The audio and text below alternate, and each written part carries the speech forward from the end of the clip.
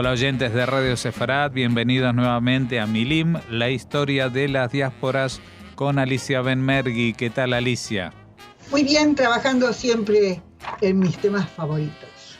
Temas que siempre son históricos y que quedan reflejados en la página milimcultural.com.ar.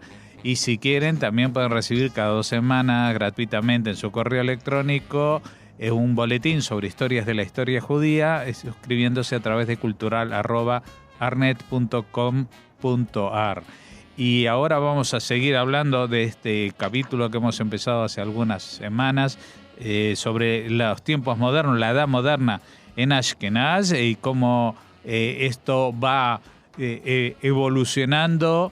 Y claro, la edad moderna es el final de la Edad Media, pero siguen muchos viejos tics de la Edad Media, como resolver todo mediante guerras y especialmente guerras religiosas. Europa tiene guerras de 30 años, de 100 años, de 7 años, de 8 años, de la cantidad que uno quiere. Y en estas guerras entre generalmente católicos y protestantes, los judíos siempre están en el medio, en un sitio muy poco aconsejable, ¿no?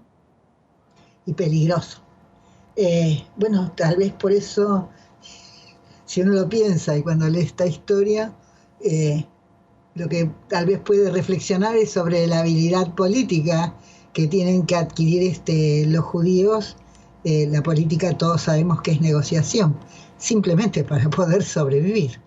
Bueno, esta historia tiene que ver es una guerra de 30 años y en otros textos nosotros ya sobrepasamos esto, pero yo no quiero dejar de contar esta guerra de 30 años porque es súper interesante, porque tiene que ver con qué cosas les pasaban a los judíos, pero además tiene que ver con que termina en ese mismo periodo algo con el poder de los Austria, de los Austria, los españoles, la dinastía de los Austria, que después de una guerra de 80 años terminan siendo derrotados y pierden el poder sobre lo que hoy en día es Holanda. Y pasan muchas cosas. Lo que pasa es así, es una guerra entre protestantes y católicos. Podría suponerse, yo no sé por qué hay gente que tiene la fantasía, aunque es cierto que hay muchos evangélicos, algunos los llaman protestantes y otros son de una de las como de las divisiones que hay dentro del protestantismo, que son pro-judíos y pro-Israel. Pero lo que sí debo decir, que en realidad esos protestantes de ese tiempo y de esa guerra eran terribles con los judíos, porque la mayor parte de ellos eran luteranos, y yo ya creo que una vez conté que el antisemitismo de Lutero fue terrible. Y fue terriblemente cruel, además, con ese texto terrible que él escribió, repito, terrible, pero es así, sobre los judíos y sus mentiras. Pero es muy curioso ver qué es lo que les pasa a los judíos en medio de esta guerra, y qué pasa con los distintos invasores, con la gente que va venciendo, los distintos ocupantes, porque en esta guerra estuvieron los daneses, los suecos. Yo creo que no faltó nadie en Europa.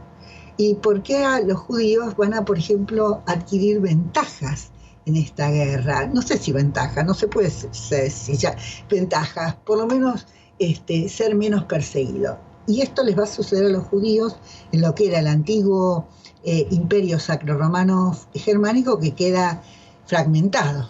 Se van a dividir estos estados, se van a dividir entre estados luteranos o protestantes, y después están los católicos, y además está la Viena, la Viena o la Bohemia, que es de los Habsburgo. Los Habsburgo eran absolutamente católicos, así como los Austria, son la misma familia, los Austria en España y los Habsburgo en el resto de Europa.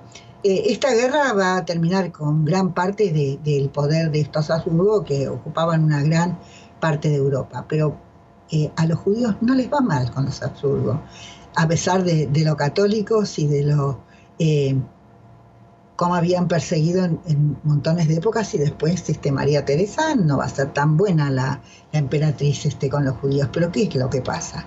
Lo que pasa es que los judíos tenían una gran habilidad, los judíos de las zonas germánicas, gran parte de ellos eran tratantes de caballos, compraban y vendían caballos. Yo creo que la semana pasada conté lo mismo, había muchos judíos estos en la zona de Alsacia.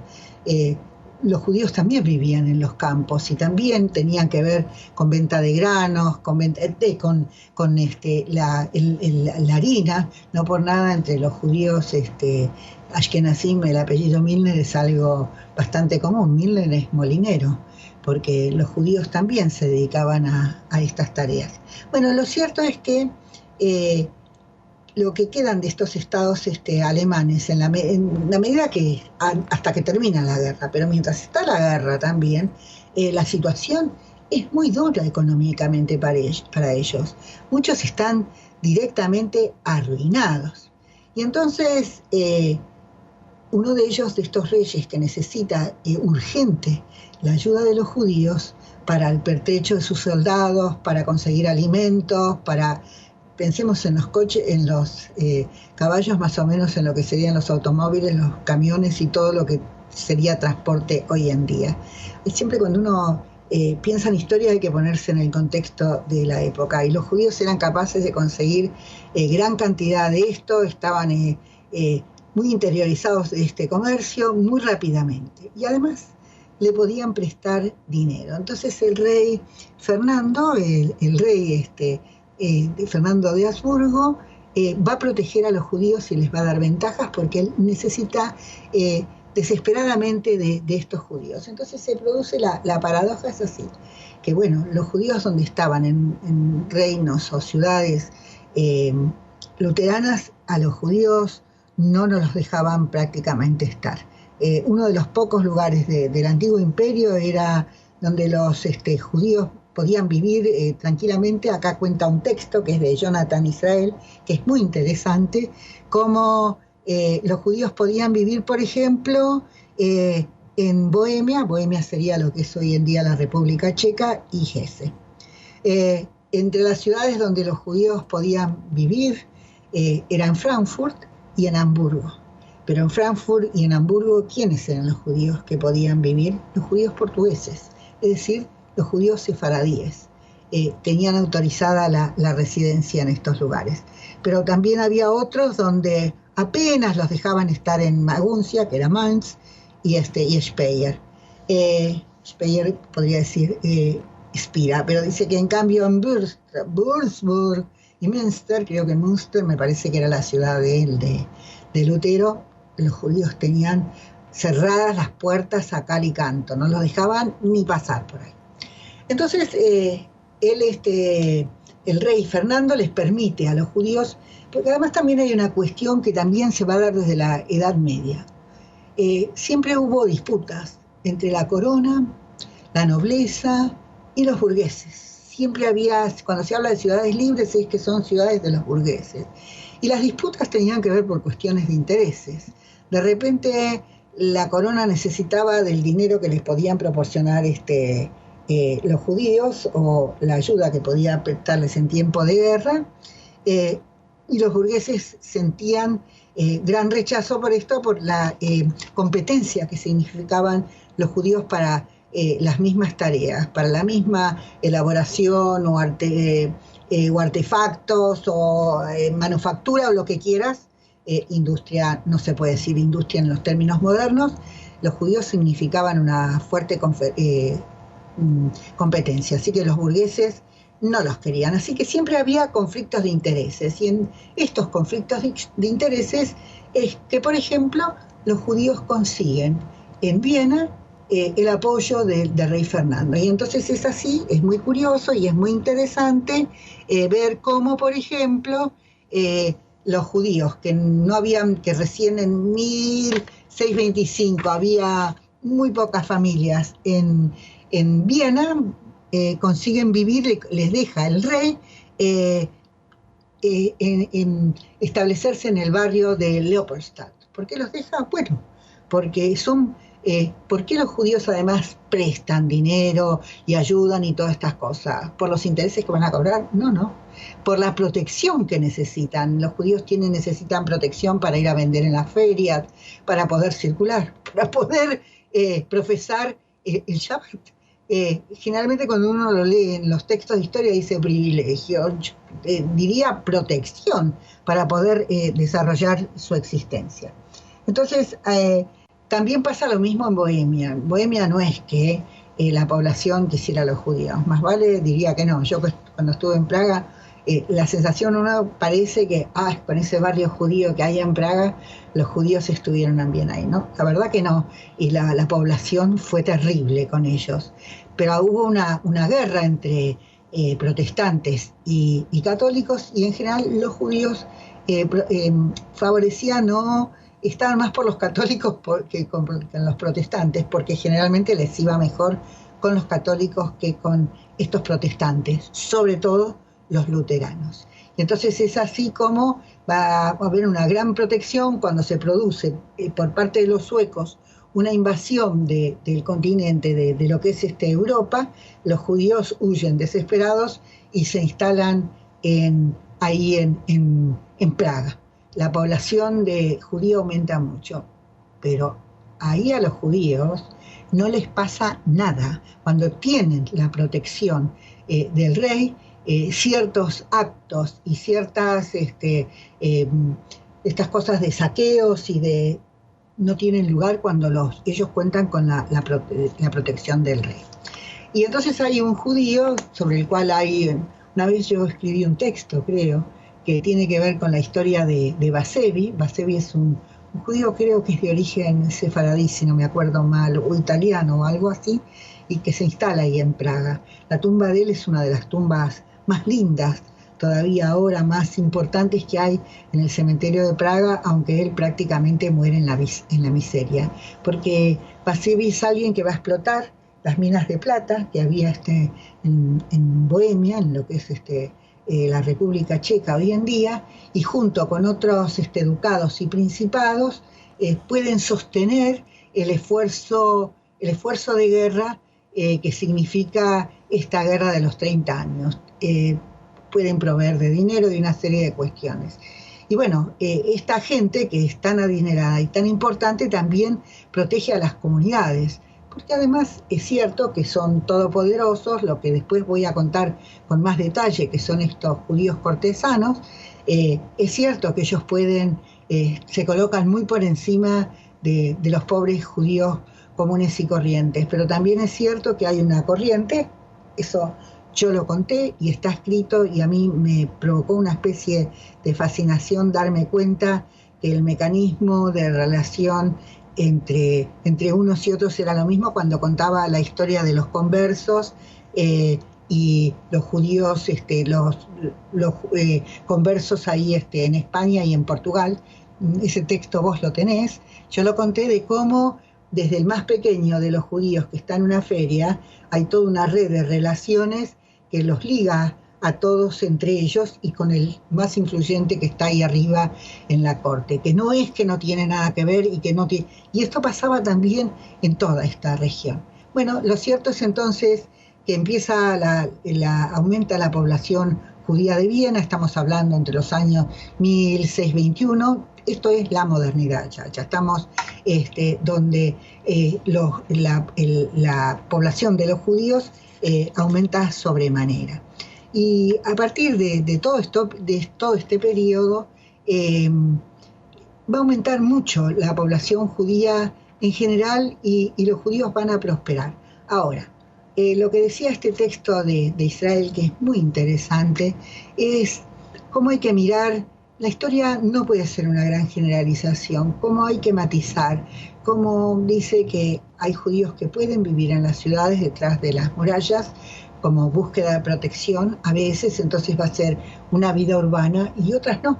Otras tienen que estar en los campos, en las aldeas, porque es menos riesgoso o peligroso, porque les permiten estar ahí. Pero lo cierto es que la economía del antiguo imperio sacrorromano germánico y también de los Habsburgo sufren enormemente por razón de esta guerra de los 30 años, y los judíos se les hace necesaria por distintas razones, o porque tienen el dinero para prestarles, o porque pueden mover el comercio, un comercio que necesita moverse de un modo diferente, pero que necesitan que active la región. Y también pasa otra cosa muy curiosa, que me parece interesante contarla. Cuenta que en lo que es son las ciudades, el nombre de las ciudades te va a dar a veces la sensación que tenés es que estás hablando de los apellidos de gente que vos conocés, porque son las ciudades donde vivían estos judíos.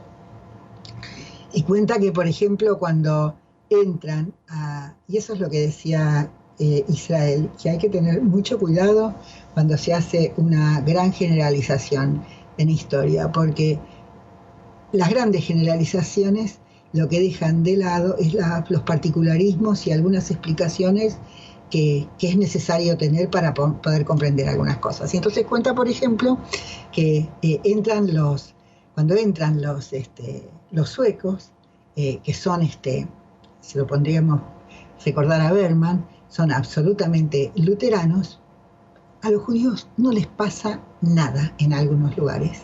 Son comunidades que quedan intactas, eso es lo que dice el texto, intactas. ¿Y por qué quedan intactas? A ver, ¿cuál sería la razón? Si son absolutamente luteranos, no pueden ni ver a los judíos, no quieren saber nada con ellos. Bueno, lo que les pasa a estos ejércitos o a estos combatientes es que entran en lugares donde la población existente está arruinada. No hay plata, no hay comida, no hay nada. Entonces, lo que van a hacer estos judíos es otra vez van a funcionar como proveedores o de dinero, o de provisiones, o de grano para alimento para los caballos, y de caballos para los soldados, y entonces nadie los toca porque son necesarios, porque es importante el papel y la función que cumplen. Entonces es muy curioso, o no sé si tan curioso, eso te da la amargura de pensar, por ejemplo, en los pogroms. Dice que en lugares donde entra la soldadesca, y la soldadesca ya sabemos cómo funciona, no fueron tocadas ni las familias judías, ni las posesiones judías, ni las mujeres judías, en aldeas o en pequeñas ciudades. Y tiene que ver con este caso de necesidad. La economía europea quedó muy deteriorada por esta guerra.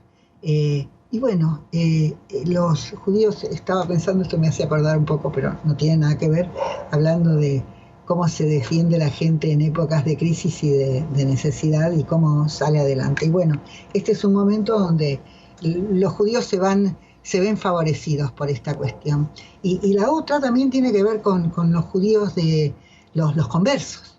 Tiene que ver con que está prohibido el comercio con Holanda o con los Países Bajos después que termina esta guerra. Y esto es así para Portugal y para España.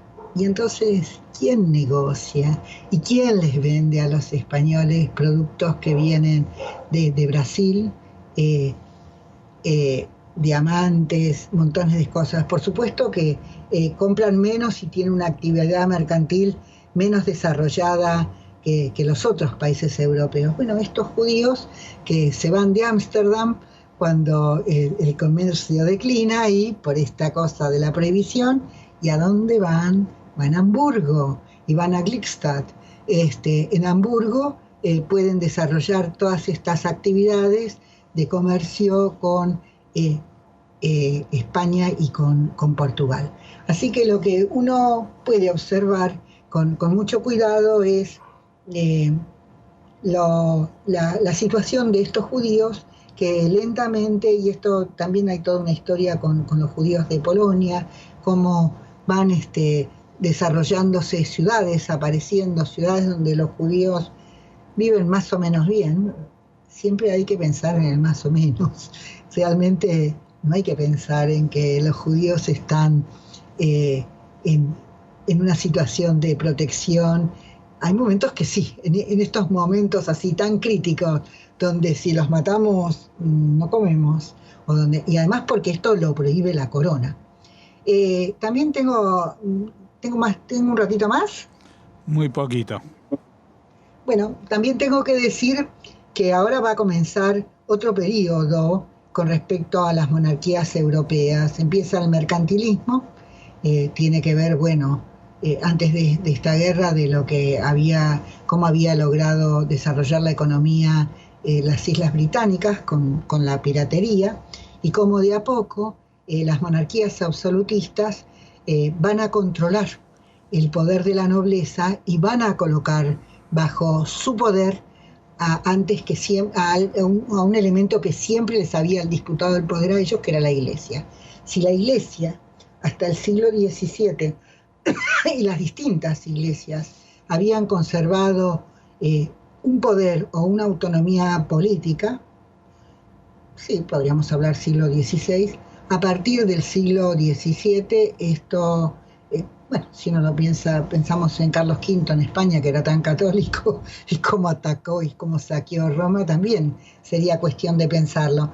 Pero cómo la Iglesia va a ser colocada bajo el poder de las coronas, y cómo su función va a ser servir al poder y a la monarquía y a la aristocracia. Pero la aristocracia y la nobleza, lentamente, y sobre todo eso va a pasar después con Francia, van a ser colocadas así, van a ser absolutamente, van a estar bajo el dominio de la monarquía. Y las monarquías absolutistas, y esta es una historia que va a continuar, sobre qué les pasa a los judíos y cómo funcionan los judíos en estas épocas y en estos tiempos. Bueno, esto continuará como siempre, cada 2 semanas. Dentro de 2 semanas volveremos a hablar en Milim de la historia de las diásporas, de la edad moderna en tierras de Ashkenaz, y por supuesto con Alicia Benmergui. Antes de despedirme, les recordamos la página milimcultural.com.ar, y para el boletín escribir a cultural@arnet.com.ar. Muchas gracias, Alicia, y hasta la próxima. Hasta la próxima, será un gusto.